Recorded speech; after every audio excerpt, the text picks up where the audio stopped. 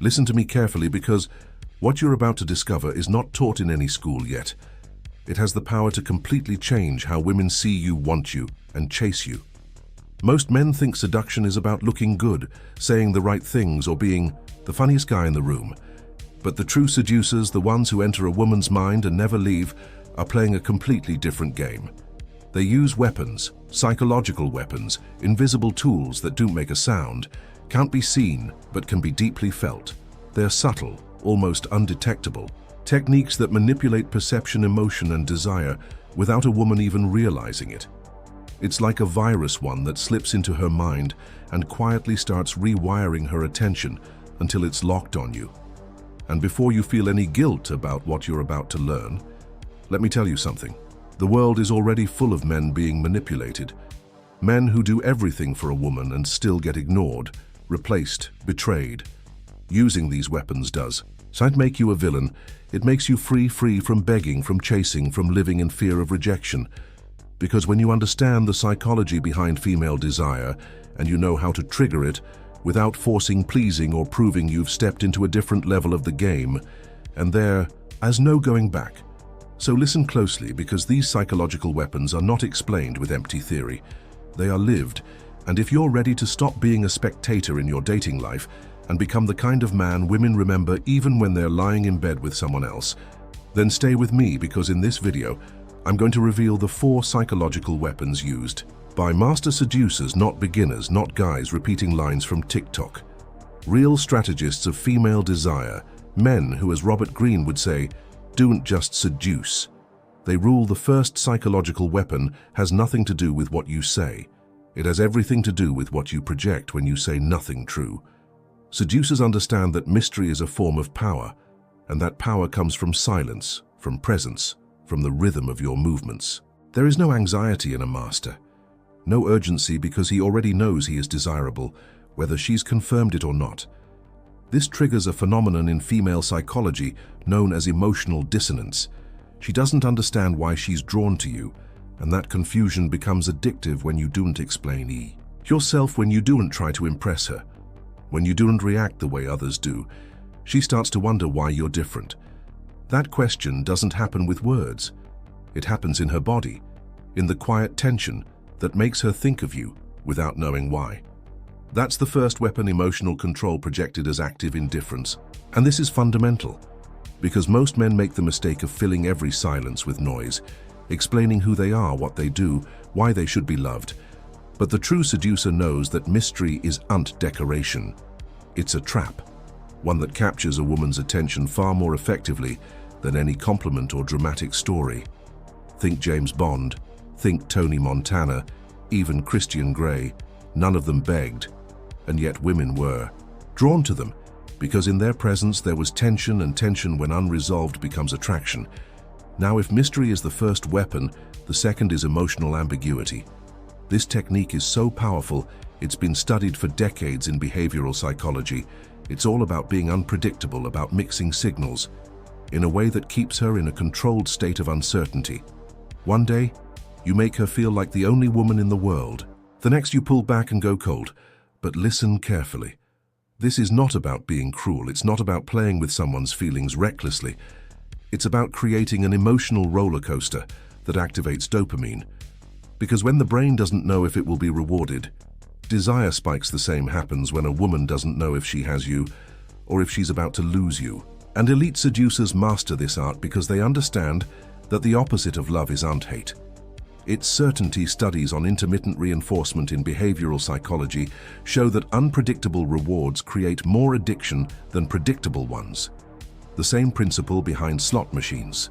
And when you use emotional ambiguity correctly, you become her personal casino one. She can't stop playing. That's why your messages shouldn't always be instant. Your reactions shouldn't be automatic. Your attention shouldn't be guaranteed, because if it is, it has no value, and a woman will always value more what she can't fully understand, but makes her feel alive. I promise you by now, you have already started remembering that one guy who seemed untouchable, the one who always had a certain something you couldn't quite read, and for some reason women were obsessed with him even if he wasn't the best looking or the funniest. That guy knew something the rest didn't, and he used it now. So can you. The third psychological weapon used by master seducers operates beneath the surface of normal interaction. It's not about what she sees, it's about what she feels when she's with you, without understanding why. And it's rooted in the concept of emotional anchoring. This tactic involves deliberately associating your presence with specific feelings inside her nervous system. Feelings like excitement, comfort, risk, power, safety, even danger. You become the emotional fingerprint that she can't shake off. And this goes beyond conversation. It's about creating an emotional echo that stays with her long after you've walked away. Let me explain it in simple terms. When you make a woman feel a strong emotional state while you're around her, especially one she doesn't usually feel, you become linked to that feeling in her brain. This is not some mystical trick. It's neuroscience. The amygdala and the limbic system in the brain are wired to pair emotions with context. And if you can control the context, you control the association. If every time she sees you, she feels more alive, more feminine, more stimulated, she will crave your presence even when she's not aware of it. And this is where master seducers operate. With surgical precision, they know that words fade, but emotional memory sticks. So how do you anchor an emotion in a woman's nervous system? You start by paying attention to the energy in every moment. If she's nervous, you don't calm her down, you heighten it. If she's intrigued, you do not resolve the mystery, you intensify it. You do not neutralize her feelings, you amplify them. And connect yourself to the experience. Think of it like music. Some men try to mute the emotions of a woman to make things comfortable, but the seducer turns up the volume, changes the rhythm and plays with contrast, because contrast is what the mind remembers. A kiss after an argument, a laugh in the middle of tension, a whisper in a room full of silence. These things leave imprints, and here's the nuance that most men completely miss. You don't anchor emotions with logic. You do it with presence. When you are fully grounded in the moment, fully connected to your own sensations, your energy becomes contagious. And women, whether they admit it or not, are biologically tuned to feel the state of a man beyond his words. If you radiate tension, she feels it. If you radiate confidence, she absorbs it. And when you use your energy to guide her state, you create a chemical reaction. One that doesn't need persuasion. One that doesn't require permission. She just feels something, and that something becomes unforgettable. Now we move into the fourth weapon, arguably the most dangerous, because it triggers her ego, her imagination, and her sense of self all at once. This one is about identity disruption. Most women walk through life with an internal script about who they are. I'm independent. I don't fall easily. I know what I want. But when she meets a man who doesn't fit into her mental categories, her identity starts to shake, and that shaking creates obsession. Why? Because people, especially women, are addicted to self-consistency. When you disrupt the version of herself she thought was solid, she begins to question everything, and guess who becomes the focal point of that internal earthquake? Here's how master seducers use identity disruption. They mirror back aspects of the woman she hasn't owned yet. Maybe she's always in control, but with you she feels submissive, and it shocks her. Maybe she's guarded, but with you she feels raw and exposed. Maybe she's used to leading, but you make her follow effortlessly. In every case, you're not telling her what she is. You're making her feel like something she didn't know she could be, and that experience is addictive because it gives her a new dimension of herself. You become the man who awakened a version of her she didn't know existed. The truth is, most men try to appeal to who a woman already is. The seducer, he doesn't care who she is now. He speaks to the woman she hasn't met yet. He's the gateway, the interruption, the glitch in her matrix. And because of that, she starts to think about you, not as just a man, but as a mirror of her deepest potential. This is why some women say, I don't know what it is about him, he just gets me. But what they're really saying is, he made me feel like more than I thought I was. And that, my friend, is a craving that no amount of logic can kill. The power of these four weapons is not in how loud they are, but in how subtly they shift her internal world. Mystery, ambiguity, emotional anchoring, identity disruption. They aren't tricks, they're tools, psychological devices that, when used with awareness and precision, make you unforgettable, not because you chase her, but because you become the experience she can't explain. Let's go deeper now, Because what separates a true master from a skilled amateur isn't just technique, it's intention. It's why you're doing what you're doing beneath the surface, and that's where the psychological game truly begins. The master seducer doesn't use these weapons randomly. He calibrates each one based on the woman in front of him. He reads her like a map, not to control her, but to invite her into an emotional experience she can't find anywhere else. He doesn't seduce for sex. He seduces because he understands something most men don't. Women don't want another man trying to impress them. They want to lose themselves in someone they don't understand. That's the true addiction. The unfamiliar, the unpredictable. The man who brings them closer to their own edge. And that edge is where transformation happens. That's what the seducer plays with. Not just attention, not even attraction, but identity evolution. He becomes the symbol of something more: danger, freedom, contradiction. He doesn't just mirror what she's used to, he represents what she never dared to want. That's why she can't get him out of her head, because he's not competing with other men. He's competing with her fantasies and winning to reach this level. You need to understand that seduction is not linear. It's layered. What you say is only one layer. But your body language, your energy, your ability to hold silence, your control over your own reactions, those are the real weapons. A man who has no emotional reactivity becomes a challenge, and challenge to the feminine mind is a puzzle. She wants to figure you out, but every time she thinks she's close, you shift slightly, not to play games, but because you're not fixed, you're not seeking her approval. You're moving from your own internal compass. That unpredictability is magnetic because it suggests freedom, and a woman, whether she admits it or not, is most drawn to a man who can't be domesticated. This brings us to a nuance that almost no one talks about: psychological asymmetry. The master seducer never plays the same role twice with one woman. He's the storm with another. He's the calm. He adapts, but never submits. He shifts without losing himself. That creates a paradox in her mind. How can a man be so present with me and yet not be dependent on me? That paradox is what keeps her coming back, because it touches on a deep feminine need to feel chosen by a man who doesn't need to choose her. And when she feels that, when she feels desired but not possessed, close but not in control, her rational mind detaches and her emotional body takes over. Now let's speak about linguistic framing, because even your words, if used with subtlety, can guide a woman's emotions without her realizing it. The seducer doesn't say, "I like you." He says, "There's something about you that doesn't quite make sense, and I like that." See the difference? One is a declaration. The other is an invitation to mystery, and women don't fall in love with facts. They fall in love with questions that can't be answered. Questions like, what is it about this man that makes me feel this way? That's why vague compliments work better than specific ones. You're different leaves more room for projection than you're beautiful, and projection is one of your most powerful tools, because when a woman projects her own meaning onto your words, she becomes emotionally invested without knowing why. But all of this collapses if your core isn't solid, because no technique can compensate for a man who doesn't believe in his own worth.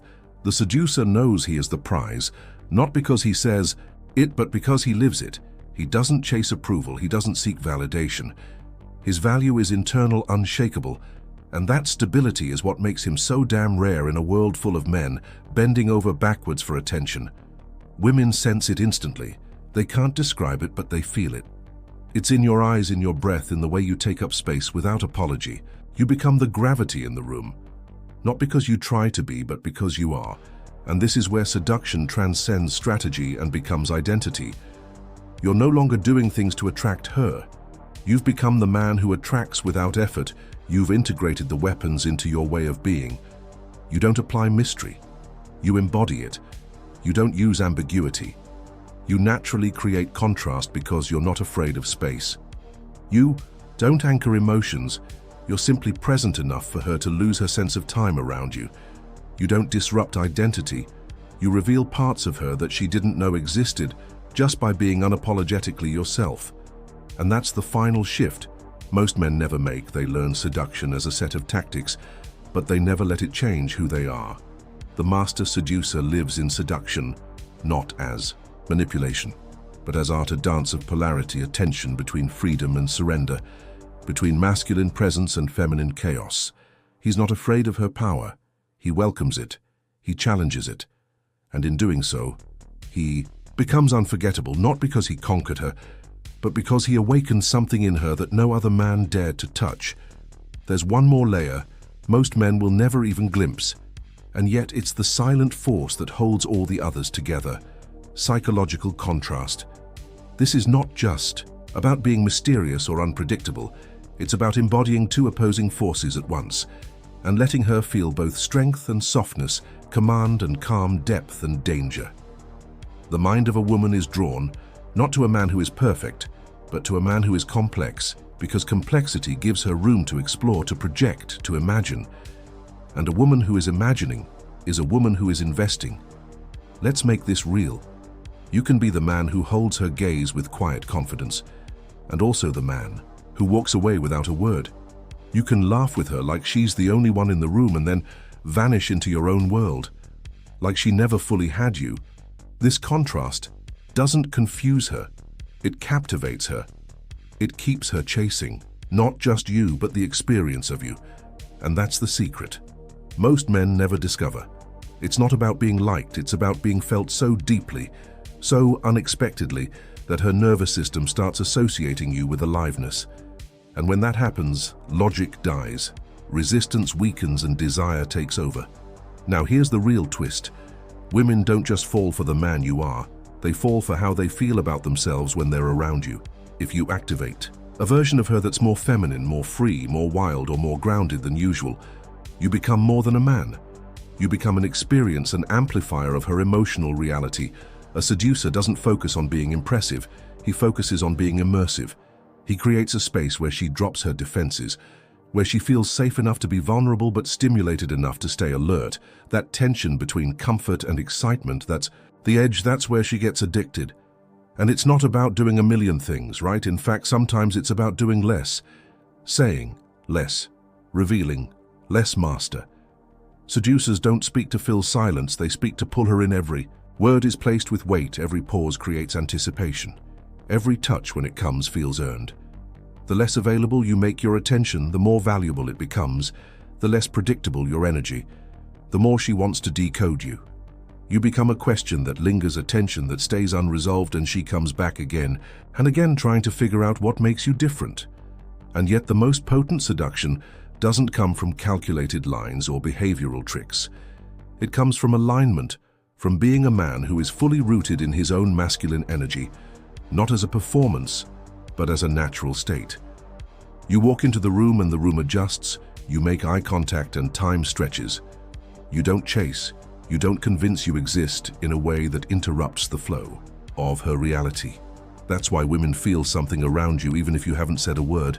That's why she dreams about you without understanding why, because here's the brutal truth. Most men try to get a woman's attention by adding compliments, adding validation, adding effort. But the true seducer removes. He removes the need to explain, the need to perform, the need to prove. And in that emptiness, something rare happens. She starts to fill in the gaps with her own meaning, her own emotions, her own projections.